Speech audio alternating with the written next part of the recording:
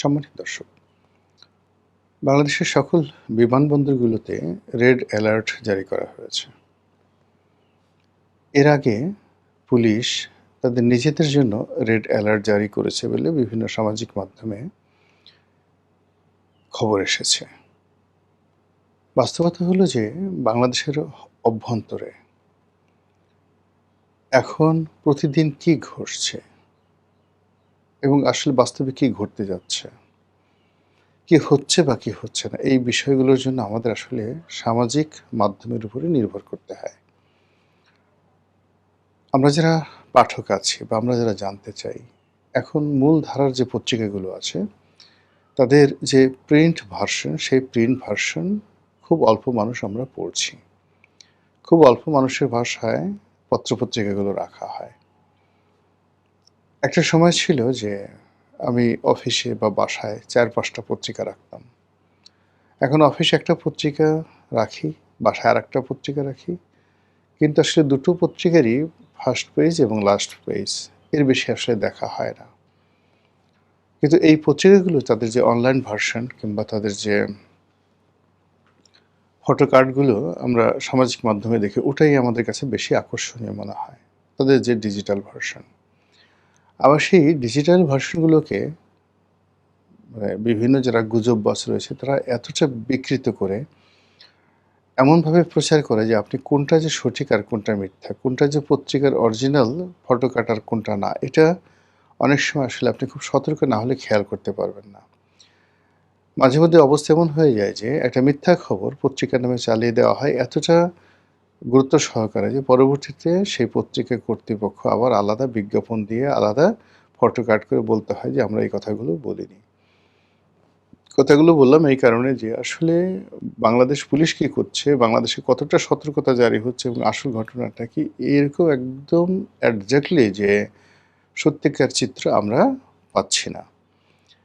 একদিকে যেমন বলা হচ্ছে যে বাংলাদেশের সমস্ত বিমানবন্দরগুলোতে সেই সতর্কতা জারি করেছে পুলিশ। আবার একটু পরে দেখলাম যে পুলিশের পক্ষ থেকে বলা হচ্ছে যে না, এই ধরনের কোনো সতর্কতা জারি করা হয়নি, এগুলো সব ভুয়া খবর।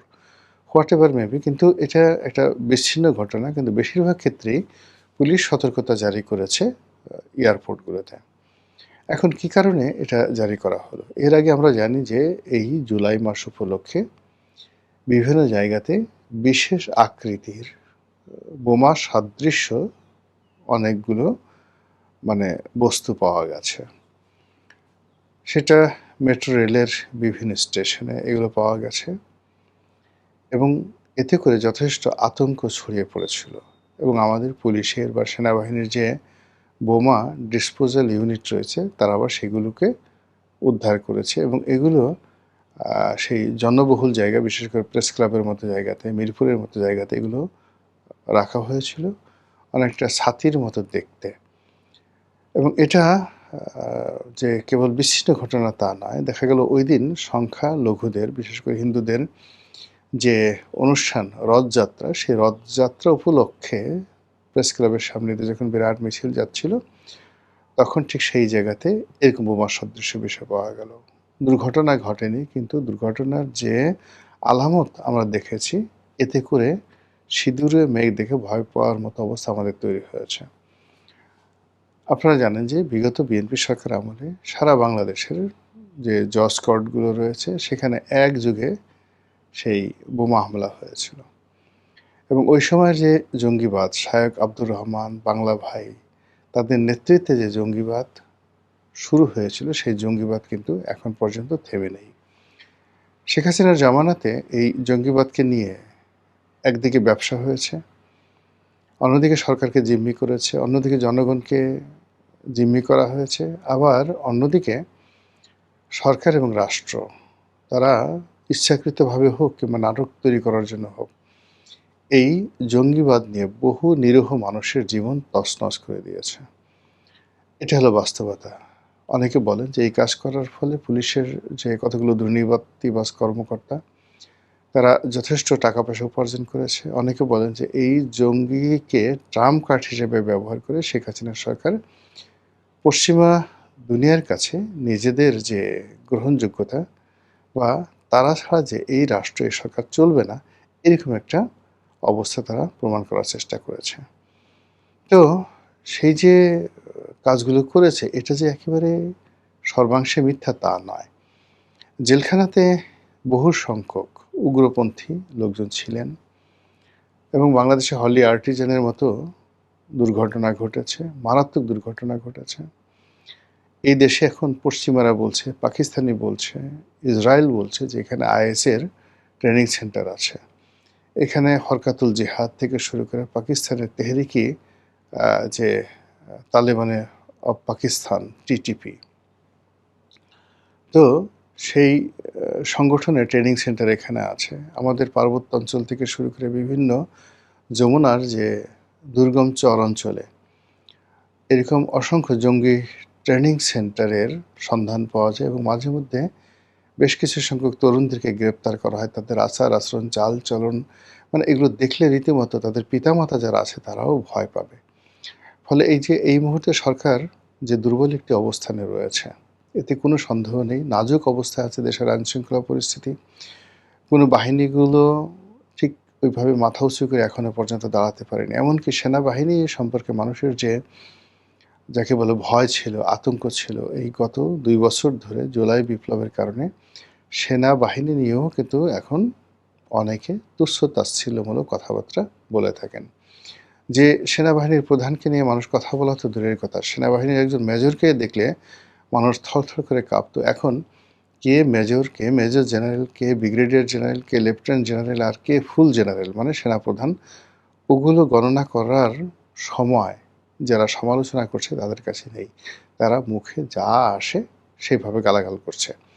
আইজিকে যেভাবে গালাগাল করছে, এসপিকে একই ভাষায় গালাগাল করছে এবং শুধু দূর থেকে গালাগাল না, একেবারে সামনাসামনি গালাগালি করছে। তারা রাষ্ট্রপতিকে ভুয়া ভুয়া হিসেবে গালাগাল করছে। বঙ্গভবনের অনুষ্ঠানে গিয়ে তারা রীতিমতো সিন ক্রিয়েট করছে। তো এইরকম একটি নাজুক অবস্থাতে যদি যারা সুযোগ সন্ধানী, যারা মন্দ কাজ করে, তারা যদি টার্গেট করে আসলে কোনো কিছু করে, ওটা সামাল দেওয়ার মতো পরিবেশ পরিস্থিতি এই মুহূর্তে প্রশাসনের আছে বলে অনেকেই মনে করেন না। তো এনিওয়ে, যেটি হলো যে এই মুহূর্তে কেন হঠাৎ করে সতর্কতা জারি করা হলো? এখানে জঙ্গি হামলা হতে পারে। দ্বিতীয়ত এখানে আওয়ামী লীগ এই কাজগুলো করতে পারে। ডিসেম্বরে শেখ হাসিনার বাংলাদেশে ফিরে আসাকে কেন্দ্র করে আওয়ামী লীগের মধ্যে একটা তোড়জোড় শুরু হয়ে গেছে এবং সেই তোড়জোড়ের প্রেক্ষিতে ঘোলা পানি তৈরি করার জন্য, সরকারকে বিব্রত করার জন্য, মানুষের মনে আতঙ্ক তৈরি করার জন্য, এটা আওয়ামী লীগও করতে পারে, কোনো জঙ্গি সংগঠন করতে পারে, বিদেশি কোনো গোয়েন্দা সংস্থা করতে পারে। তো এই বিষয়ে যে সরকারের যে সতর্কতা বা পুলিশের যে সতর্কতা বা রাষ্ট্রের যে সতর্কতা, এটা কেবলই মাত্র যে সতর্কতা রয়েছে বা সতর্কতা জারি করা হয়েছে এর মধ্যে সীমাবদ্ধ রাখা উচিত না। দেয়ার মাইট হ্যাপেন ম্যানি থিংস। এই গেল একটা বিষয়। এখানে আরেকটি বিষয়, সেটা হলো পাকিস্তানের যিনি রাষ্ট্রদূত বাংলাদেশে সাম্প্রতিক সময়ে বেশ আলোচিত। গত ২ বছর ধরে বাংলাদেশের রাজনীতিতে পাকিস্তান বেশ অপরিহার্য হয়ে পড়েছে।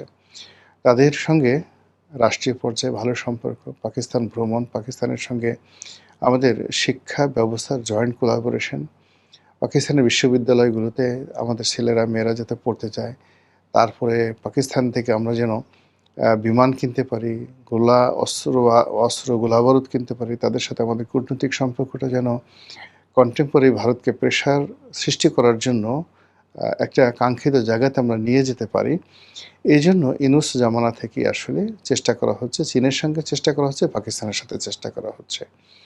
এখানে চীন এবং পাকিস্তানের মধ্যে ডিফারেন্স হলো, চীনের সঙ্গে আমাদের বাণিজ্যিক সম্পর্ক হতে পারে, কিন্তু পাকিস্তানের সঙ্গে আমাদের, যেহেতু পাকিস্তান বাংলাদেশ একত্রে ছিল, সেখানে মহান মুক্তিযুদ্ধের মাধ্যমে তাদের সঙ্গে আমাদের একটা আলাদা যাকে বলা হয় সম্পর্ক তৈরি হয়েছে, ঘৃণার সম্পর্ক, অপছন্দের সম্পর্ক, শত্রুতার সম্পর্ক।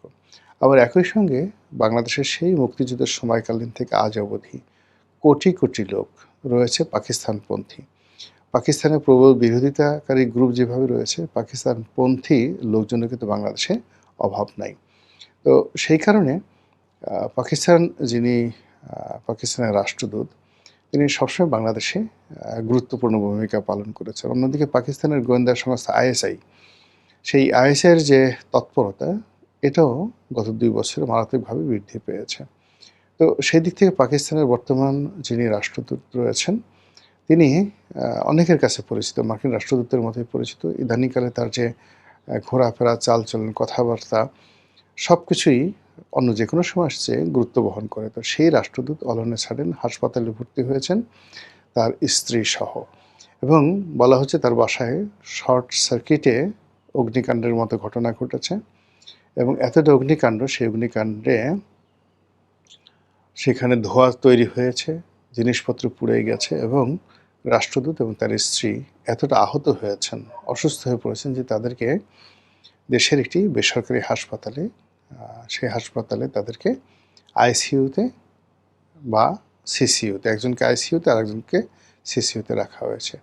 তাদের সর্বশেষ, আজকের এই ভিডিওটা যখন আমি করছি, তাদের সর্বশেষ শারীরিক অবস্থা কিন্তু আমরা জানি না। এখন এই যে রাষ্ট্রদূতের অসুস্থ হওয়া, এটি নিয়ে কিন্তু নানা রকম কথাবার্তা হচ্ছে।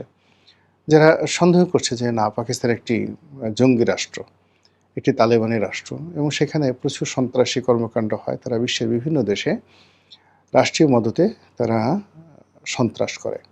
ভারতের যে মুম্বাই ট্র্যাজেডি, হোটেল তাজে আক্রমণ, এর বাইরে আরও কাশ্মীর থেকে শুরু করে অন্যান্য শহরে বোমা হামলা চালানো, এই কাজগুলো পাকিস্তান রাষ্ট্র তারা তাদের যে গোয়েন্দা সংস্থা, সেই গোয়েন্দা সংস্থার মাধ্যমে ইনসার্জেন্সি চালিয়েছে।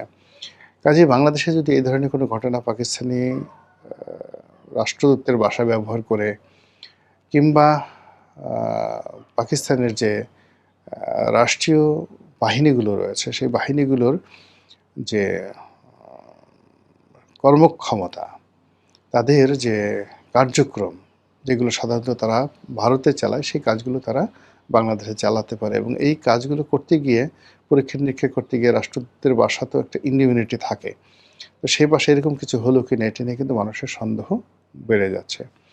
অনেকে আবার এই কথা বলার চেষ্টা করছে যে রাষ্ট্রদূতের ব্যক্তিগত যে সম্পর্ক, নারী ঘটিত কোনো সম্পর্ক, তরুণীর সাথে, কোনো বাংলাদেশি তরুণীর সাথে যে সম্পর্ক, এটি নিয়ে তার স্ত্রীর সঙ্গে পারিবারিক কলহের মধ্যে এই ঘটনাগুলো ঘটতে পারে। আপনারা জানেন যে বাংলাদেশে অনেক রাষ্ট্রদূত আছেন। সেই রাষ্ট্রদূতরা এদেশের অনেক রমণীর সঙ্গে ব্যক্তিগত সম্পর্ক গড়ে তোলেন। আপনারা সেই সৌদি রাষ্ট্রদূতের সঙ্গে একজন মডেলের সম্পর্ক, এর আগে অস্ট্রেলিয়ার যিনি রাষ্ট্রদূত ছিলেন, তিনি বাংলাদেশে একজন অত্যন্ত পরিচিত রাজনীতিবিদ, শীর্ষস্থানীয় ব্যবসায়ী, তার স্ত্রীর সঙ্গে তার অবৈধ প্রণয়, এবং সেই ভদ্রলোকের স্ত্রী বেশ পরিচিত মুখ বাংলাদেশে, তিনিও মিডিয়া ব্যক্তিত্ব। তাকে ঘর থেকে বের করে নিয়ে দীর্ঘদিন সেই অস্ট্রেলীয় রাষ্ট্রদূত সেই মহিলার সঙ্গে লিভ টুগেদার করেছেন। এটা বাংলাদেশের ওপেন সিক্রেট। অনেক রাষ্ট্রদূতকে টার্গেট করে বাংলাদেশের মেয়েরা বেশ ভালো সম্পর্ক করে। আবার রাষ্ট্রদূতও বাংলাদেশের মেয়েদের সাথে সম্পর্ক করার জন্য এখানে অনেক ঘটনা কূটনৈতিক পাড়ায় রীতিমতো ঘটে যাচ্ছে। তো সেক্ষেত্রে পাকিস্তানের রাষ্ট্রদূত যদি চান কোনো মেয়ের সঙ্গে সম্পর্ক করার জন্য, সেটা তার জন্য ওয়ান্টুর বিষয়। আবার কোনো মেয়ে যদি এই মুহূর্তে পাকিস্তানের রাষ্ট্রদূতকে টার্গেট করে যে না, তার সাথে সম্পর্ক তারা করবে, এরকম ধড়িবাজ মেয়ের সংখ্যাও কিন্তু বাংলাদেশে কম নয়। তো সব মিলিয়ে আমাদের এই সময়টিতে যা কিছু ঘটছে, এটি আমাদেরকে যথেষ্ট চিন্তায় ফেলে দিয়েছে। নৈতিকভাবে, রাষ্ট্রীয় কৃষ্টি কালচারের ক্ষেত্রে, আমাদের ন্যাশনাল সেফটি অ্যান্ড সিকিউরিটির ক্ষেত্রে, এবং সর্বোপরি আমাদের যে মানুষের মন এবং মানসিকতা, চিন্তা এবং চেতনা, এবং পলিটিক্যাল যে স্ট্যাবিলিটি রয়েছে, সেই স্ট্যাবিলিটির ক্ষেত্রে সাম্প্রতিক এই যে দুটো ঘটনাগুলো বললাম, এই দুটো ঘটনা কিন্তু যথেষ্ট প্রভাব বিস্তার